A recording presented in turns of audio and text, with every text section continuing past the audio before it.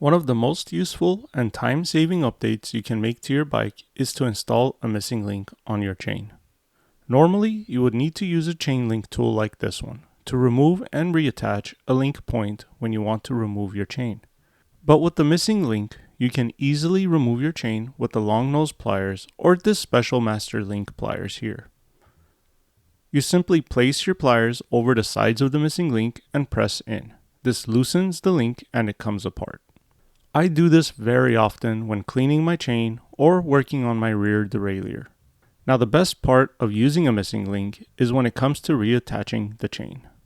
You don't even need a tool for this. You can simply reassemble both sides of the missing link and pull it back into its locked position. And that's it.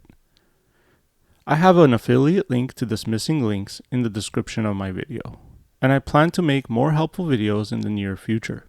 Please help my channel out by liking and subscribing. And thanks for watching.